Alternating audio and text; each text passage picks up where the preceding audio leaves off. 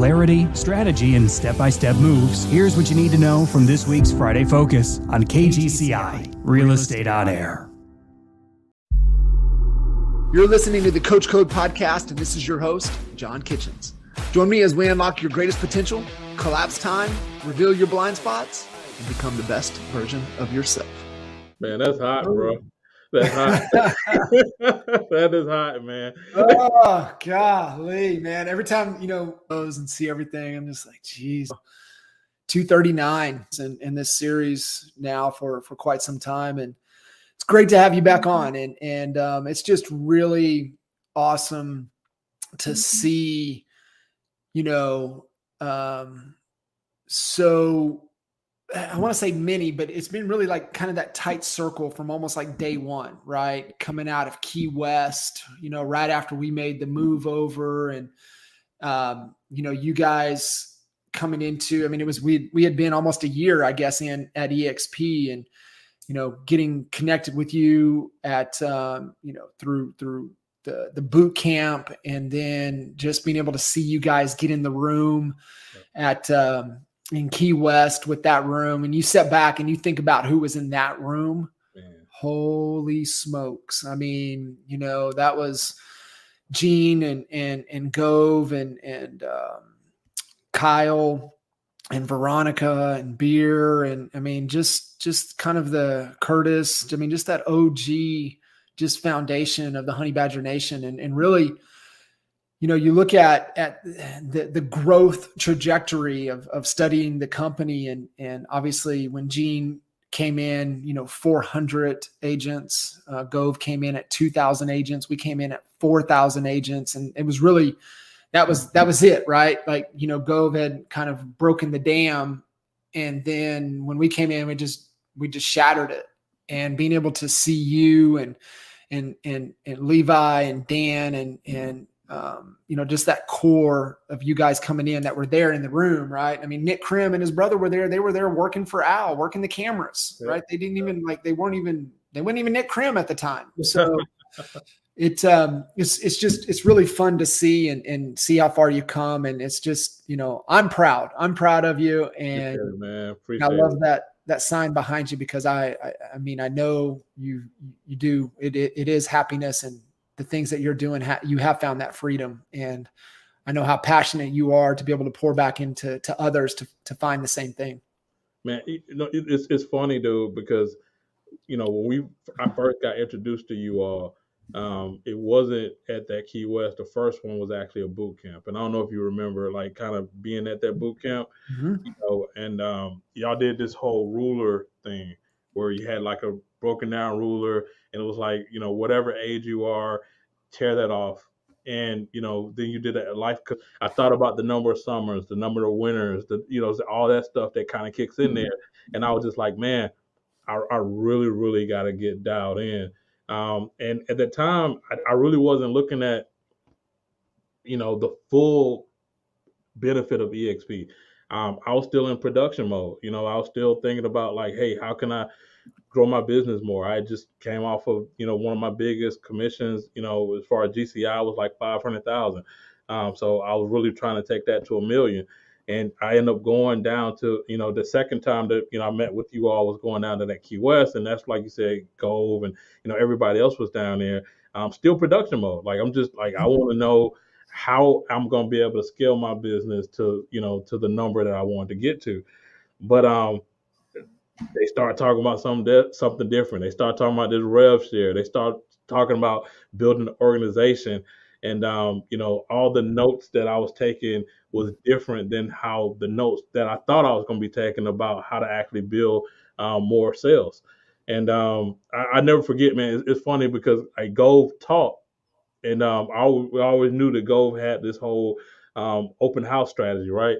So, like, even after he spoke, we went to him afterward, and we asked him, like, hey, man, so can you tell me a little bit more about this open house strategy? And, and you should have saw the disappointment on his face.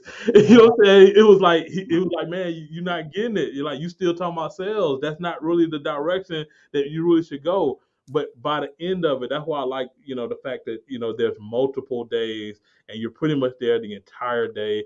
And it's a renewing of the mind. By the end of it, when it was all said and done, I finally got it.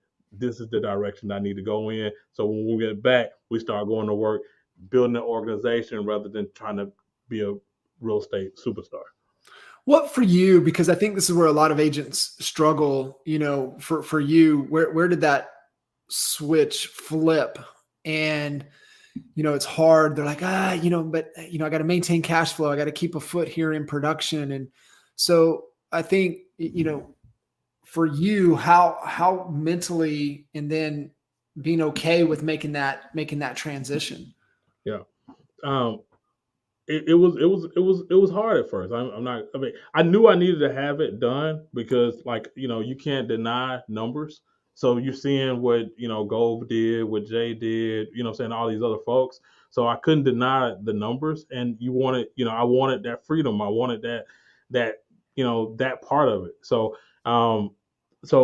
just kind of designating a certain time a week and being consistent to that time, that's sacred, that's my freedom time, and then increasing it. So it's like, it started off like one day, then we start off, another day, then start off another day. And then next, it's like the same thing with buyers and sellers. Once you start doing stuff and you start building a pipeline of folks, you end up talking to those people on a regular basis because everything's coming forward, right? So it's the same thing with agents. It was like, as you continue to talk to agents on a consistent basis, now those people start to come forward. So now you find yourself having the same conversations, the same type of conversations on a regular basis. But the switch with the production part of it, like I said, it is difficult because, like, to be honest with you, you was our coach at the time. Production kind of took a slight little hit at first, so, you start, questioning, like, is this the thing that, what am I doing wrong? That's really was the question I was asking myself. What am I doing wrong? Because I'm going down this agent attraction road, and, you got to build it up, what I'm saying? So it's not an overnight success with that part of it. But the production was starting to slip a little bit. So we constantly made an effort that we're going to keep a certain level of production. So maybe not the production that I was trying to do before, but a certain level of production to keep everything at a level, not to lose houses and cars, what I'm saying? but at the same time, continue to work on the freedom part of it, which was building an organization. For you, where was that point to where, okay, this is working? What we're doing, this is the right path?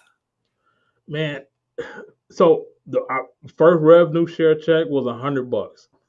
So still pretty cool though. I was like, I didn't work for it. I didn't talk to not one buyer. I didn't talk to one seller. I didn't write one amendment. I didn't write a contract. I didn't negotiate. It was $100, right? So then it got to the point where, it got to like $800, you know what I'm saying? Then it got to like, 1,000, 1,500. And then, like, when they started climbing, I was like, man, I really need to pay attention to this because this right here is life changing. I mean, the average person, you just got to think about it. Like, if they get $2,000 a month, that's most people's house note, So if you can do that, like, that's life changing in of itself. If I know that the most expensive bill in my house is covered, it's worth it. Yeah. Yeah. And I think that, people, we tend to jump to, the other people around us, and we see, what they're getting. And then it's like, but we don't understand how long it took them to get to that point. Right. So, like, I think I even shared this with you too. I was like, like, you look at Jay, and it's like, well, Jay has, 7,000 people in his organization. I said, yeah, but do you realize, that's a 6, you're like, well, we've been with the company for 6 years, 7 years. And then you're like, well, do you not realize the 15 plus years that he poured into the real estate industry as a whole, from just making the real estate agent community better by attending all of these events and pouring into other agents, being a part of coaching programs, being a part of Proctor, going to, all of the big coaching, programs as we were kind of coming up. And like pouring into agents, and then building a coaching organization, pouring back into more agents. And it was just, it's that whole, making deposits. And good for him. He made a withdrawal finally. And I think that's how you have to look at it in starting. And it is damn cool that first check, that $100, right? Cover something. That's what it was, man. And it's funny because before I came on board, I actually looked at Jay's rev share check. Like, I mean, that's one of the things, other than watching the video and understanding the model and stuff like that. But, you showed me the rev share check. And I was like, wow, it was amazing. I mean, it was like, I want to say it was like 25, 30 grand at that particular time, something like that. And then, I was like, man, if I did a portion of that, that would be life changing. Mm-hmm. And then like just kind of going down, fast forward a few years later, it's like, those numbers are similar numbers. So it's like, this thing is possible. If I can do it, like you really just kind of duplicating, and just following the path of everybody else. I mean, I heard Jay talk about, he talked to Gold. So like he's pretty much following that same process. It's repeatable. You know what I'm saying? It's a learned thing to attract agents. You know what I'm saying? It's a natural progression. It's going from, a single agent to working with buyers to working with, eventually sellers, and then eventually working from sellers to actually starting a team, and then get into the agent game. So, I mean, it's a learned process. Yeah, it is. And, we've, and you've probably seen the video, but our first conference, Jay and I went to see Jay Abraham. And, Kinder asked the question kind of, hey, what we're trying to solve in the riddle. And I mean, it took us 10 years to finally listen to Jay Abraham's advice, but, he said, I wouldn't coach him. I would partner with him. And, that was the path that we were going down, right? The vision was still the vision. The vision was to partner with 2,000 agents. And I think when you have that strong, compelling vision that you have for your business and for your life, then you just start to look at, okay, well, what are all the ways to get there? And the path that we were going versus EXP was, okay, so we can reduce our overhead, which was 6 figures every month was our overhead to operate what we were doing, what we were building. And you throw in the coaching organization, it was multiple 6 figures every month, and being able to get a lot lighter and get there faster, then of course, you're always going to say yes to that as long as we're in pursuit of the vision. And that was what it was for us. And, modeling what Rob Flick was doing, modeling what Brent Gove was doing, modeling what Gene Frederick was doing, and then learning, proven processes from people that are even outside of the industry. And that's, I don't know if Brian was at the first Key West. He might've been at the second Key West, Brian Carruthers. We had Brian come in and we just followed. Yeah. He was at the second one. We just building an empire. The whole playbook is in building an empire. And that's, you want to see what, I know you're going to get into a little bit more of an evolution of that, because we took, the things that we learned working with Frank Kern, the things that of those natures, and the power of webinars and the process.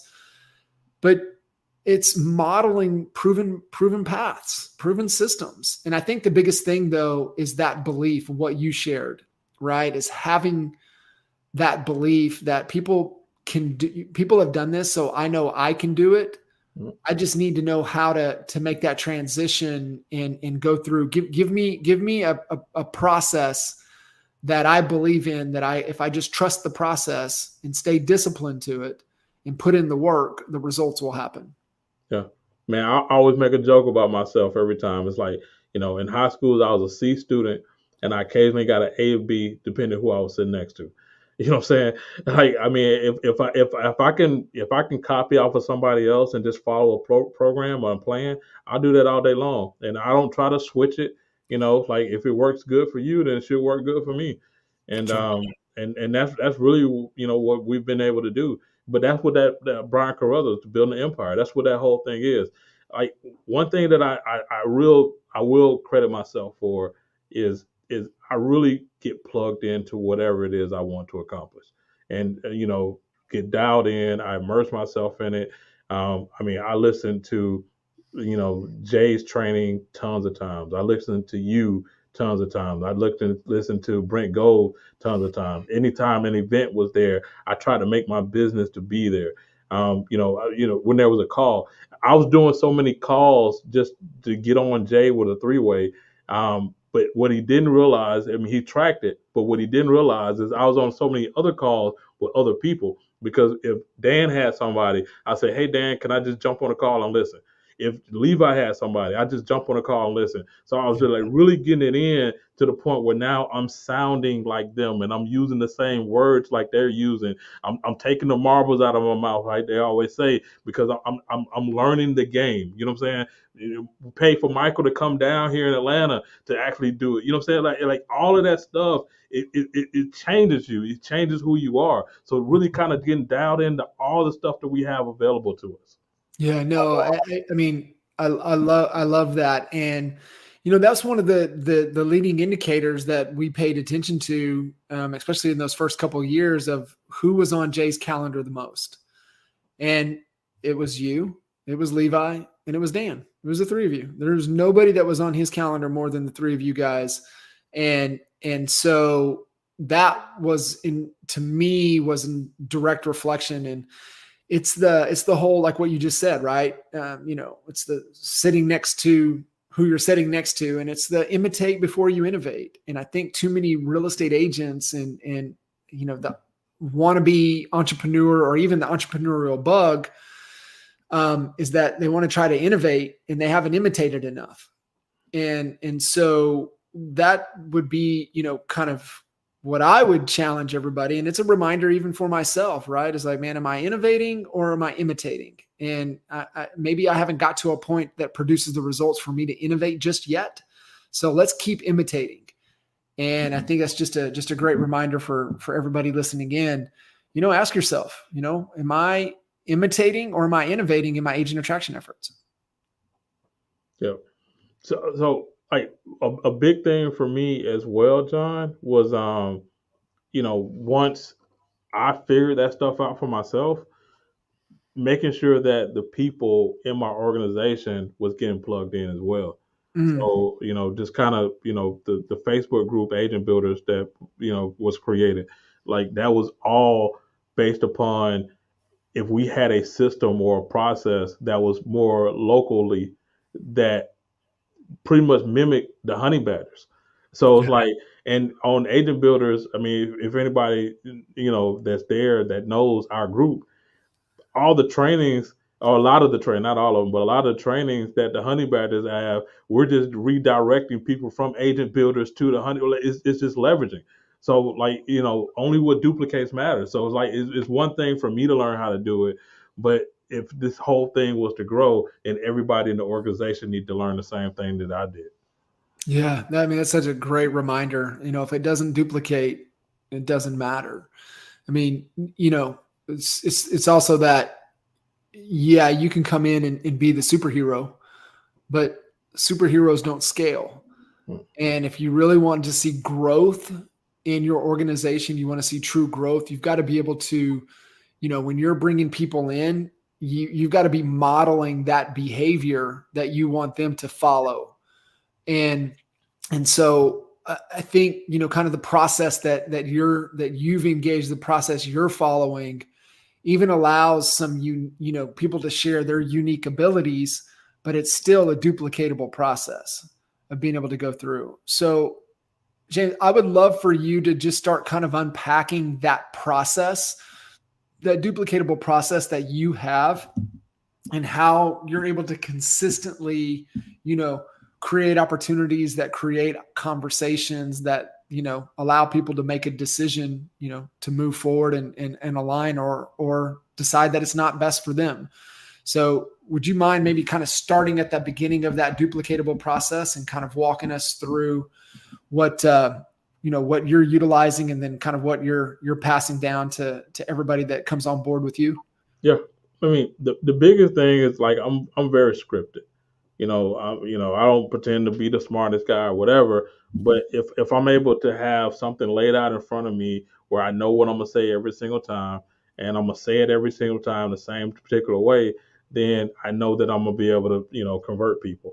And really what it is like, it's no different than buyers and sellers. Like, you timing and motivation, then you're going to make an offer, right? So it's the same thing with agents. You want to actually find out, what their motivation is, where they're trying to go, what they're trying to accomplish, and then you're going to make them an offer. And my offer in of itself is tied into leveraging the people that are above me. So I always use like Jay Kenders, like, one of my scripts. Jay actually took it, before is I'm gonna actually tell a little bit about his story. It's like, I'm partnered with some really great real estate agents. Have you heard of a guy by the name of Jay Kender? Yes, no, don't matter. Have you heard of Michael Reese? Yes, no, don't matter. But Jay was number 2 in the world at Caldwell Banker, selling 530 homes a year. Michael was top 10 at Keller Williams, selling 300 plus homes a year. And what they did is they started realizing that they put the right things in the right order, you're able to grow your business really fast. What I started doing is copying those people, and I went from blank to blank. You fill in the blank or whatever it is that you got, whether it's coaching or whatever it is. They had a whole real estate model where they help train agents to be number 1, 2, or 3 in the marketplace. Of course they was charging for it, so now I'm about to put a dollar figure behind it. They was charging for it. It was $25,000 a year, but they found this new real estate model, not EXP model, where they've actually helped agents. Without charging them any money, without getting any of their commission, but helping them to create an exit strategy. Now I'm about to do a takeaway. I don't think that everything is for everybody, right? Because both of us know that is not true. But this has worked tremendously for me and some of the other people that I've been able to help. If I was to show you what this model looks like, is that something you think you'd be interested in? That's an offer. Value, takeaway, offer. Yes, I don't get no's to that answer. I get yeses to that answer. 9 out of 10 people are going to say yes to that particular offer. So from there, it's just a matter of just setting up, okay, when are you available to actually jump on a Zoom, or when are you available for me to show you what this model looks like? So I was doing it at one time when I first started, which I think is key. I was jumping on Zoom with them, and I was actually just playing the Brent Gold model explained, right? And I'll watch it with them. And, I wasn't doing it at first. At first, I was actually just sending them the video. And then I was having all these conversations about, did you watch the video? And most people didn't watch the video, and really, I eventually got to the point where I was able to send a video because I was able to articulate my value to get people to want to watch it, which was good. But initially, when I made that shift to actually watching the video with them, I got way more people to watch the video, people that probably would not have watched the video otherwise. But it was doing a couple of things. One, I'm actually able to see the person and how they're responding to that video. I'm being resold about EXP and the opportunity all over again from watching the video. And then getting off of it and then just asking them, one question. It's like, what did you like most? And they'll tell me what it is that they want to actually be sold on. And then from there, it goes to, all right, I'm going to answer maybe 1, 2 questions at the most. And then I'm about to leverage for a 3-way call. So, and that 3-way call person is going to be literally the leader or the answer to whatever it is that they say they like most about the video.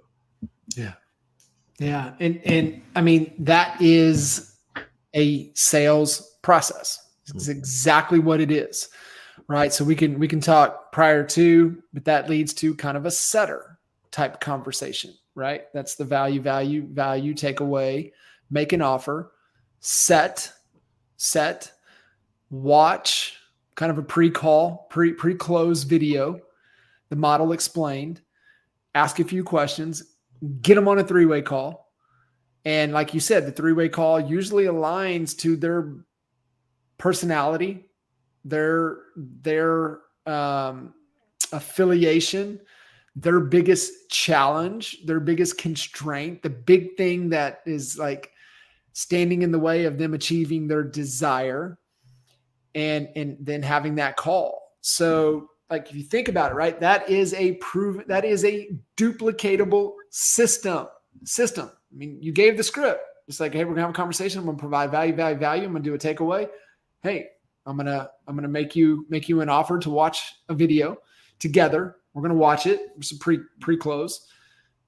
And one thing, because I know this, and I think that's where a lot of people get tripped up, and is just a few little tweaks in the language in the conversation. But you ask them, what did you like most? Don't ask, tell me what you think.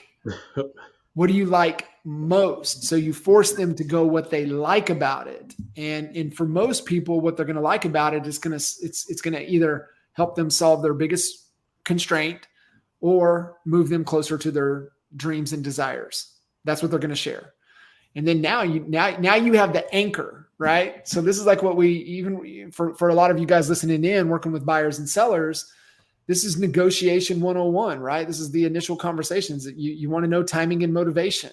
And because what happens, and it's the same thing with real estate agents, but what happens with working with buyers and sellers, they have selective amnesia. You know, you get their real motivation, really what their walkaway is. And then you get their home on the market and they get an offer, and then they forget about their whole motivation and why they wanted to sell it in the first place. And that's our job to be able to bring that back in front of them. And so I think these little nuggets, as you're going through, is you're finding their real pain points, their real motivation, their real desires, the things that they're willing to take action on. That's motivation. What are they willing to take action on? And you got to ask these questions to be able to get it. And then it allows you to just, tee up a soft lob to the to them and on the three-way call to just kind of tee it up and let them emphasize a little bit more and speak to that in so much more in depth. Yeah, man. I mean, like I said, it wasn't something that I just came up with right away. I mean, it was taking pieces from here, pieces from there, kind of putting things together, and just kind of rocking and rolling from there.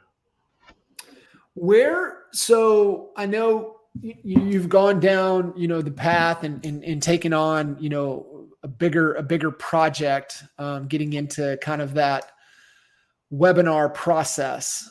And, there's ways to kind of condense and shorten, but there's still always typically, no matter whose model, blueprint you follow for webinars, there's still kind of certain things that you want to convey and say and do and progress people through to be able to, at the end to take, or one, to stay on the call, but then to take action. So like for you, kind of unpack that a little bit. If somebody's kind of thinking, man, I think I need to add a webinar to my, to my sales process here. Like, what would you say to them about that? Man, I honestly think just, being able to do a webinar, that's a big deal. It's one of those things that, like, now instead of you going for like one-to-one, because that's what it was before, now you one-to-many. So like that webinar is a digital asset that you're putting out there into the marketplace, and now you're attracting so much more people based upon your story and based upon how you operate. People, it's going to resonate with other folks, your process, rather than just some blanket thing. It's funny because that we was actually talking about that today. I got some people in my organization, and they was actually looking to actually do their own webinar, and they was just talking about the story in of itself. And the biggest thing was like, it's going to be your story. It's going to be your journey, your process. And that's the thing that's going to attract. It's kind of like, y'all always put out there before about being able to attract buyer attraction versus, anything else. Like, your story is going to be the thing that's going to attract everybody. Yeah. Yeah. And is your webinar, like, where does it fall in the process? I mean, are you driving like cold traffic, cold agents that don't know you, that you haven't had a conversation? Is that what you're doing to drive them to the webinar? Or are you driving everybody, that even people that know you, are you driving them to the webinar? Yep. I'm pretty much driving cold traffic directly to the webinar and getting them plugged in and being able to make an offer to them to actually meet with them directly. So the webinar really just helps create authority and start to build a little bit of trust with you, that then leads into the setter call, essentially. Yep. That's exactly what it is. And so you got to beat your chest a little bit. That's the thing, Michael, what Woods talked about. I got to beat your chest. And that was something that I had a problem with at first because, like, nobody wants, Yeah. you want to be humble, take a brag or whatever. But Yeah. you got to put yourself out there. You got to put out what you've accomplished and what your superpower is. Yeah, no, it is. And it's for quite a few folks, it's a little bit of a challenge, right? Sometimes it's a little weird until you start to do it and you understand the principles and the power behind it. And not falling into the arrogant side of things or the ego side of things, but it's just, hey, the best way that I've heard it is, here's how I'm ordinary. Here's how I'm just like you, but here's how I'm extraordinary and why you should listen to me. And I think that helps, right? It's like, okay, cool. I can demonstrate why I'm ordinary. And, but here's why, what I've experienced and been able to accomplish and why you should be able to listen to me. No matter what, everybody has a little bit of that story to tell. Love it. So, James, besides running ads and putting that offer in front of cold traffic? I mean, even before, like how would you approach reaching out to people to be even able to have this setter conversation? Like, where would you find agents that you would feel comfortable enough to want to even reach out to even start to have that conversation? Yeah. I mean, just with anything, like, everything kind of just moves forward, right? So initially, I made a big list because that's what they told me to do. Like, make a big list of over 100 agents and start calling those people back. But at a certain point, you're gonna run out of lists, right? So I need actually people to be dropping in. So find out somebody was doing like a LinkedIn strategy where they were sending information and requests, based upon certain things to people in LinkedIn, and then getting those people to actually fall into my calendar. It was, start putting money behind that and paying for that to come in every single month. And then I eventually went from there to hiring another company where that particular company actually booked direct appointments. They actually called the people, got them on the phone, so see if they was possibly interested in the brokerage change, and then booking directly into my calendar, and then I'll talk to them that way. So I was getting people that way. So it just kept moving forward. So then eventually got to the whole webinar process, and and now even from the webinar process, I'm even tailoring that and getting that dialed in to get even in front of more people, because now it's like an ever webinar where I'm not doing it weekly no more, where it's just somebody can always have it going on all the time. So and I'm sure that's going to change as well. So, like, you just steadily moving down, the road of making things better and making things easier. But I will say, at a certain point, if somebody can start investing, like, initially, the first 100 people, I probably messed up with a lot of those folks, what I'm saying, or a good portion of them, what I'm saying. Yeah. But when I got to the point where I was spending money, then I did a little bit better. Probably messed up with some of those, but now I really got it dialed in on what my value is for an agent that's looking to actually join and partner with me. Yeah, and I think you shared leveraging upline, and you can add that into your offer. Yeah. And you can make your offer that much more impactful, that much more powerful. And that, you're putting things in there. And I think where a lot of people get hung up is the fulfillment side of things. And what we all have to remember, our offer is just a solution to your target audience that gets them the result that they're looking for. So you're starting to think, okay, well, what type of results do I get? Am I able to get for agents? And maybe my offer is really good for brand new agents. Maybe it's for more seasoned agents. Maybe it's for brokers, right? Like what is that offer? Because, an agent that's just starting out or doing, a deal or less than a deal a month on average, they've got different problems than, say, a team leader that's maybe a mid-sized, large, or even massive mega team. They've got different problems. So you got to really be thinking through, how does my offer help them solve their problem? And so for you, how did you kind of settle in on, like, who the ideal agent for you that you would want to really try to have a conversation with? Man, I thought about my pain. I thought about my problems that I had when, one, I first started out, and then two, when I got to a certain level. And, that's pretty much what I spoke to. So it was so much easier when I spoke to an agent that was in my same situation or similar situation than it was when I spoke to an agent that necessarily wasn't. So, that's really what I went after. I went after people that was looking to grow. Part of my whole process when I'm talking to somebody for the first time, I always ask them, what was your sales like in the last 12 months? And I always ask them, like, Sam, so what's the goal for the next 12 months? And what I find is that the agents that was like, oh, well, I just want to maintain, that's not my person. You know what I'm saying? Like, that's not somebody that I can really help or that's really going to be able to dial in because that person's not looking to grow. So, I mean, I know myself, my personality, how I am. I'm always looking to grow. I'm always looking to take things to the next level. So that's what I'm trying to attract is agents that's thinking like me. No, I love that. And it's the whole, we're best equipped to serve the person we once were. And so that's right. To me, what you just said, it's so right. How do you, like you said, like you're not my person or you are my person, but how do you let go of somebody that's not your person? Man, all right. So I had to learn that, man, to be honest with you. So before I was just trying to attract anybody with a pulse, you know, and just bringing them on board. And I started realizing when they started dropping off, and you start having all these people to leave, or you start having all these little issues that you probably wouldn't have, or they're asking the wrong questions. That's really what it is.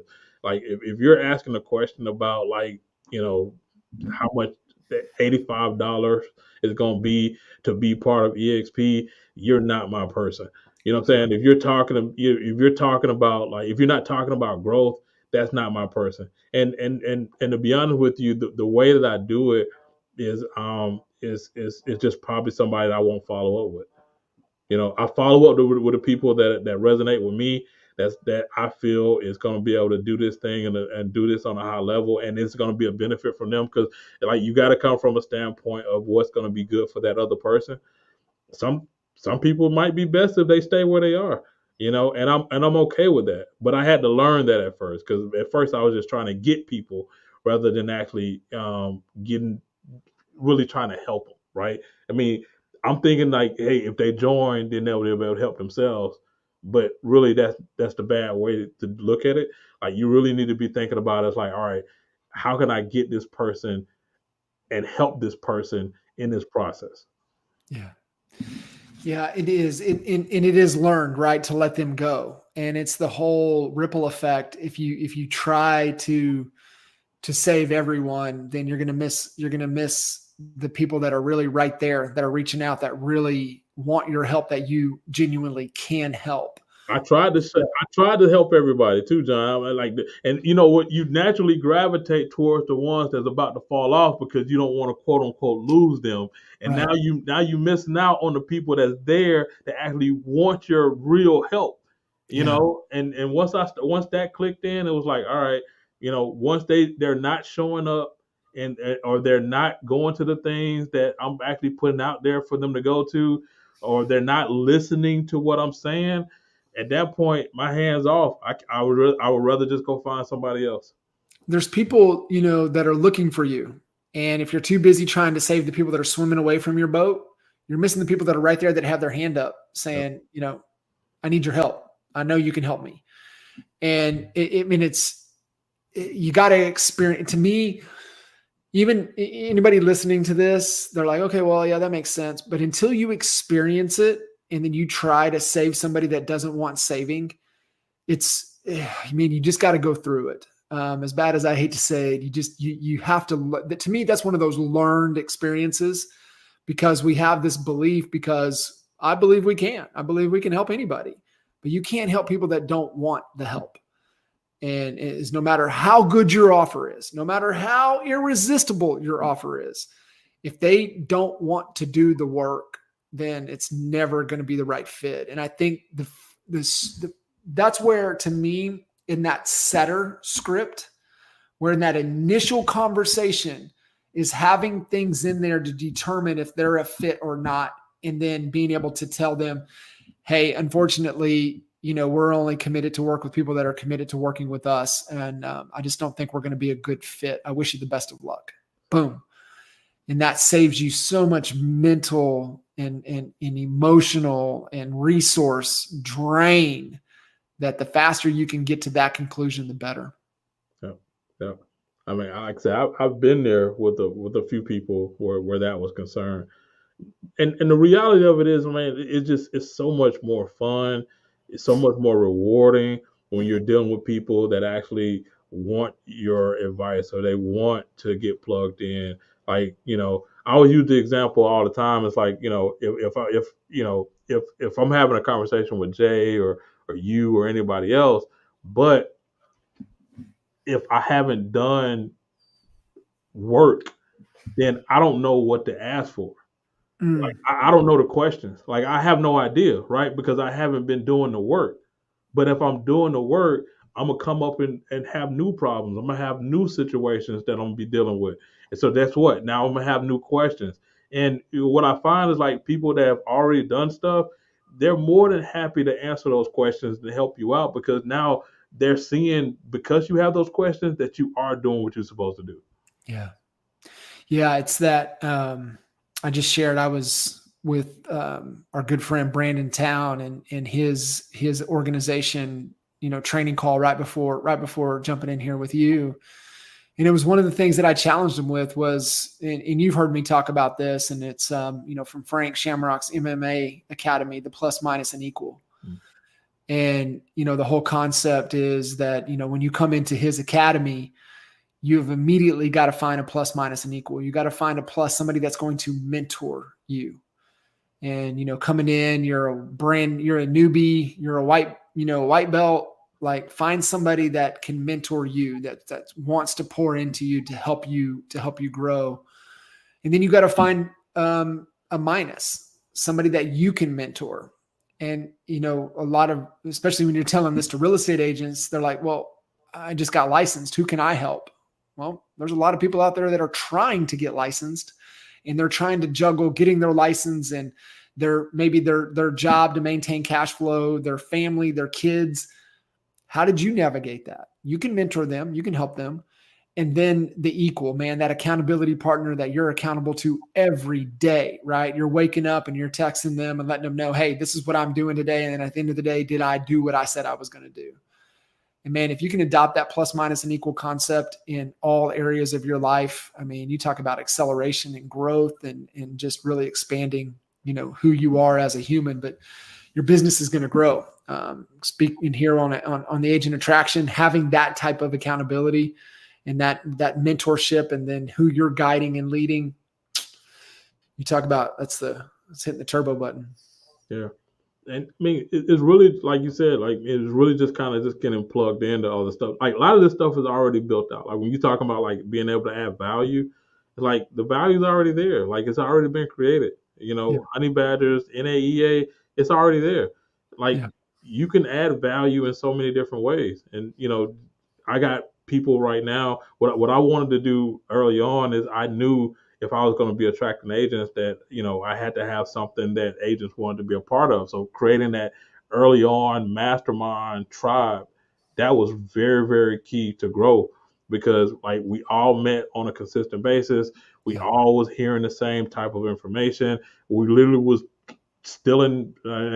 borrowing, you all stuff, and we was training that, doing those masterminds at that particular time.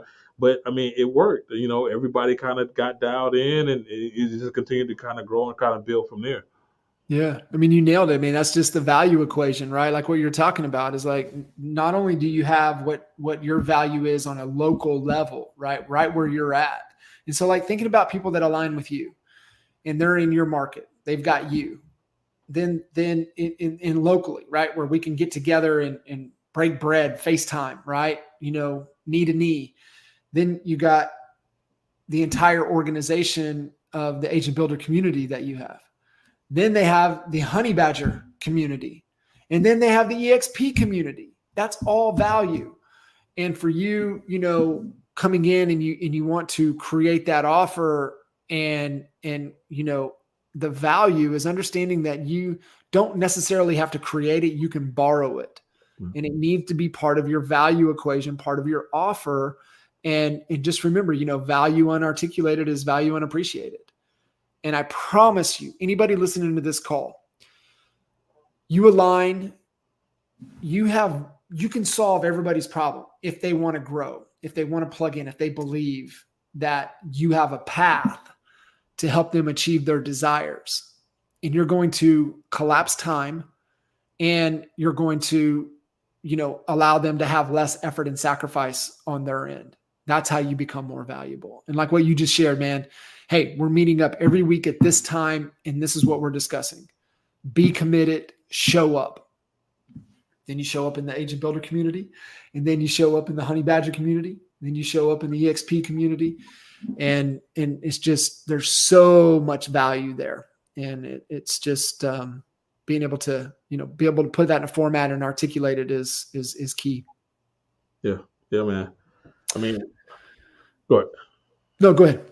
No, I was just going to say, like, what we're doing, like we went like my team, we did a Monday meeting every Monday.